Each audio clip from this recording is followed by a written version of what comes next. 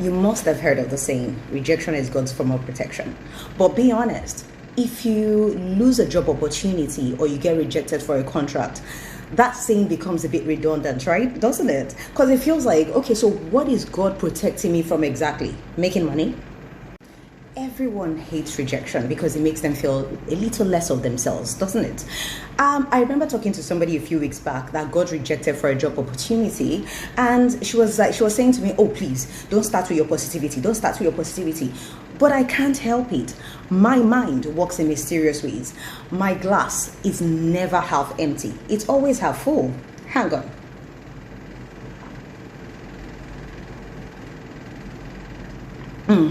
You see an empty glass. I tell you, I just need a refill. That's why I spend a lot of time by myself, because I see the world differently, and it's cost me over time to face a lot of rejection. Let me break it down. For instance, if a job rejects you, it's because they don't see the value in hiring you.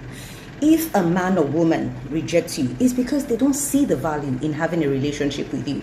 If friends reject you, it's because they don't see the value in keeping you around. Now, what's the common denominator? Value. That's what you're supposed to find.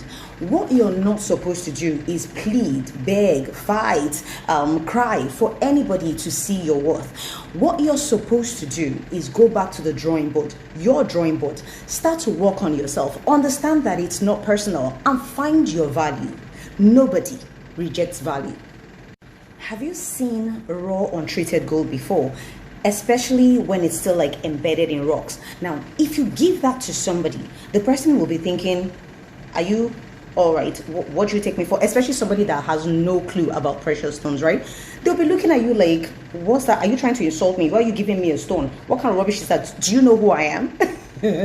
Then gold goes through refinement. Sometimes it's refined through fire. But the process that produces the highest, the purest form of gold is called the Wall-Wheel process. It produces about 99.9% of pure gold. Now, and that process is extremely costly. Even gold has to go through a bit of work on itself to find its true value. Now, put a gold bar on the table, right? It doesn't have to cry. It doesn't have to plead. It doesn't have to beg for anybody to see its worth. However, people will travel from all over the world to acquire it. Value. Let me tell you a quick story, right? I'm going to really break it down. It's a long story, so hopefully I'm able to make sense. Okay, so it was a long time ago when I was shipped off to college. Now, I was supposed to go overseas to college. In my mind, I was really excited, thinking, oh my God, I'm going to have fun. My siblings had been away since forever. So I thought, oh yeah, I'll be chilling with them. I'll have fun and everything. However, when I got shipped to college, I was shipped to a very small town, very far away. You can call it a village. It was a pure white town. In the end, it's such a small town, like you can literally walk around the whole town. In the whole town, there were like 3 black people. Now, keep in mind, a lot of people in this town, or should I call it a village, they had never actually been outside of that town. So they've not had a lot of interaction with black people. Now, the other girl that was in my college, I'm quite certain they thought she had a very good tan and she wasn't black. Anyway, so they've not really had a lot of interaction with the outside world. They've never really been out of that town. All they've heard about black people is probably that they swing on trees and whatever. Do you understand? You can't blame them. They just haven't had it. Anyway, I got to the college and I was treated like a blob that fell from space. The level of rejection I faced was nothing to write home about. It was crazy. I mean, my first week, at some point, I was going back home. Like I said, very small town. Everybody knows everybody and you can walk around the whole town. So my first week, I got lost. I was trying to go home. At this point, I'd gotten a place. And I kept asking. Now, the journey started about 2 p.m., right? And I was walking home, I got lost. And people kept taking me on the merry-go-round like, oh, no, it's that street down the road. Oh, no, it's that street down the road. Do you understand? And I walked around till about 8 p.m. By the time I got home, I was teary-eyed. I was sad. I was frustrated. I went to the supermarket, another incident one day, and the lady at the till, I didn't have a bank card at the time, so she asked me to drop my cash, and then she got up, took a picker, picked up my cash and threw it in the till like, I can't touch your money, you're black. That sort of thing. Anyway, so the accent was different. I mean, some of them there were some Irish people there. I didn't quite understand the accent. Do you understand? And it was like, oh my golly, and they were talking funny. Then there were some people that were from up north, and the accent was completely crazy. Oh, what's in the back garden? And the accent was crazy. And then, but for the others, it was mainly Queen's English. Like, it was a very, very posh town. You're not allowed to do slangs and all that. Like I said, very small town, very posh. So your English had to be like tip top, no slangs, nothing. Anyway, I was totally lost. But what broke the camel's back was for my media class. Like I said, I'm trying to rush through this, so please excuse me, because I'm mindful of the time. So for my media class, right, we're supposed to do like a 10-minute thriller movie, right? So we're supposed to do just the 10 minutes, the first 10 minutes of the thriller movie. Now that 10 minutes will set the tone for the rest of the movie. So they paired us into groups, 4 people in a group. Now the other people in my group just bailed because I was part of the group, but only one girl stayed. Which she later became a very good friend anyway. So she stayed, and we worked on it together for like 2 days, and we put our heart and soul in it. So we started editing in the morning. We finished about 8 p.m. in the evening, and then we edited and everything, and I was so sure we're going to get an A, right? So a few days later, I went to the scoreboard to check the scores, and I couldn't find my name. It was like I didn't exist. So I went back to my lecturer and I said to him, like, okay, I can't find my name. And he goes, well, I can't spell your name. And I'm like, what do you mean you can't spell my name? My name is written on, do you understand? We wrote our names down. My name is written down. He said, oh yeah, what's your name? So I told him, and he's like, oh yeah, that's it. I can't spell your name. And I wanted to keep talking, but he was really dismissive. So he just put his head down and he was doing what he was doing. And I'm like, oh my goodness. Anyway, so I left in tears. I was crying. At this point, I'd had enough. So I went back home, packed up my stuff, and I called my family. I called my brother, actually. He's a no-nonsense person. So I told him, oh my God, I'm leaving, I'm done, I'm not staying here anymore, I can't do this anymore. And he's like, okay, calm down, why? I'm like, this, that, everybody hates me. And he goes, no, they don't hate you. They don't know you.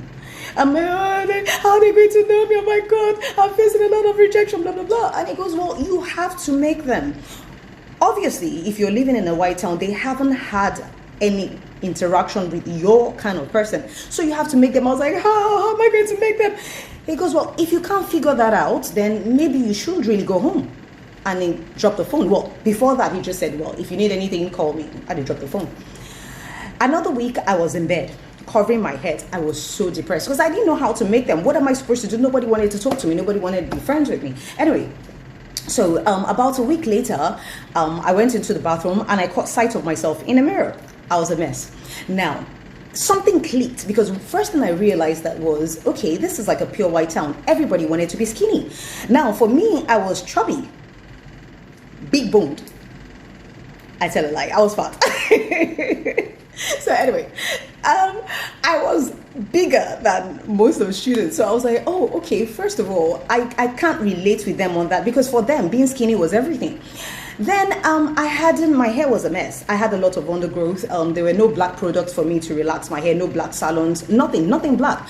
No clubs, no lounges, nothing. It was salsa bars and, all those English bars and restaurants, like fine dining, really pushed up. Anyway, so I went, first of all, what I did was I ordered something called Slim Fast. You take a shake in the morning, you take a shake in the afternoon. In the evening, you eat dinner less than 600 calories. Now, I would eat like a handful of cereal in the evening, so I'll take a shake. So all my food was literally less than like 700 calories every day. In about 3 weeks to a month, I'd dropped down to like a 10. Anyway, after that, I checked the map. So I started to work on myself. All those periods whilst I was doing that, I was learning about the town.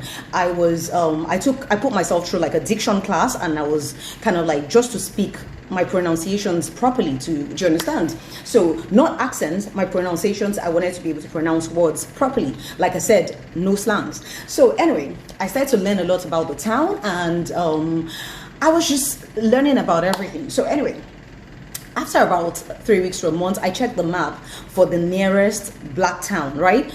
And I hightailed it to that town. I asked for a salon and everything. The town was about an hour and a half away. 20 minutes later, I was platinum blonde, hence my love affair with gold hair. I was platinum blonde, and I called my brother and I was like, oh yeah, I need linen boots, I need 4 jackets, and he was like, for a small town, okay, well, I'll get it for you. He sent it to me. I'm rushing through this. So, about a month and a half later, I was ready to go back to school. I went back to school in skinny jeans, knee-length boot, 4 jackets, and everybody, people were waving from afar like, oh my God, who is she? Oh, she must be from the city. In a small town, people don't dress like that, right? You wear your sneakers, your jeans, your t-shirt or whatever. But I was like all dressed up with my bag and everything. And I was like, oh my God, hi. And like I said, I'm rushing through this. I started to make a lot of friends. I didn't go to them. They kept coming to me. Oh, whereabouts are you from? Oh my God, I bet you live in the city. Oh, you're all dressed up. Oh, you look so nice. You're fancy. You're this, you're that. I didn't have to go to them. Now, what I'm really trying to get to is, so one day I took a friend of mine and we went to that town. So every time I wanted to go out to party or to listen to like R&B or whatever, I would travel back to that town. So I took my friend to that town. Now we went to a club called RG1, I remember. As we walked into the club, so she'd never been out of the town. So she was really excited. We got dressed up and everything, you know. So as we got there, I walked in and I was in front, kind of like, hey, you know. I'd gone in and she was, I turned around, I couldn't find her. By the time I got to the entrance, she was covered in sweat. She was crying. She was shaking. She was shivering. And I'm like, what happened? She was like, black people. So eventually I dragged her out of the place and I gave her a paper bag because she was having a panic attack. And she was like, oh my God, I'm so sorry, black people. And I'm like, I'm black. She goes, yeah, not like you. These are real black people. Anyway. Eventually she apologized and everything, and I said to her, I wonder what became of that black girl that was from Africa that came to the school. She was like, oh, you know her? Oh my God, she must have crawled back to Africa. Oh my God, we treated her so shabbily. And because I didn't see anything, I was just staring at her, and eventually she was like, oh my God, was that you? I'm so sorry. Like I said, I'm rushing through this. It's more interesting than that. So she was like, I'm so sorry, blah blah blah. Anyway, the next morning we went home. We didn't go back to the club. She couldn't go back. Too many black people. So we went home. The next morning I woke up to text messages and everything, people saying, oh, we're sorry for how we treated you, blah blah blah. Anyway, I went back to the same supermarket, and the girl that took a picker to pick up my money walks up to me and she's like, oh, please, I've always wanted to do cornrows. Can you do like a cornrow for me? And I said yes. So I did a cornrow for her. Long story short, everybody started doing cornrows. Now I started charging like £50 to do cornrows for people. So everybody started doing cornrows. So I started making money from that. Now, a modeling agency that was within the town, they wanted diversity, so they approached me. So every weekend I was modeling for wedding dresses for them. I was making money from that. Now the craze for cornrows and black stuff was going around the town so much, they decided to open up a bar. Now, to open up that bar, they needed somebody that had a bit of diversity, that liked all sorts of music, and I was approached. Bottom line was, I was making money from that. Now, whilst all the students were managing their money, I was doing fine dining every evening. I was friends with everybody in the town. I was making so much money. What I'm trying to say is, if I had caved to rejection, I wouldn't have been able to achieve that. When people reject you, don't hate them. They are not the enemy. Don't be upset with them. What they're doing is giving you an opportunity to take a look at yourself in the mirror and work on your flaws. I was in conversations with a friend like a while back. Now, at this time, I wasn't going to church. I had my reasons, but I wasn't going to church. Anyway, so as we were talking, this friend of mine kept going, oh yeah, your haters. You know, those people that reject you, your haters. And I'm like, those are not haters. They're not my haters. They made me grow. Do you understand? They're not my haters. And she was like, how? I was like, my real haters are the ones that see me doing something bad and enables it, that see me doing something wrong and encourages it. And she's like, how? I said, okay, case in point, I was telling you, which was my friend, that I wasn't going to church. And instead of reproving me, you were laughing about it and you did a chop knuckle. Like a fist bump with me, like, yeah, who goes to church? You were enabling me. That's what I call real hating. Keep in mind, we haven't spoken since then.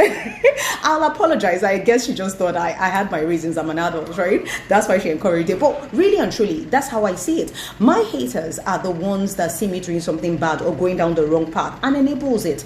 But you get the concept, right? The pain and the hurt you feel when people reject you is a trigger and a signal for you to work on yourself and find your value. And most likely, by the time you're done working on yourself, you would have become too qualified for that job. You would have become too worthy for that relationship. And you would have become too valuable for the people that rejected you. Namaste.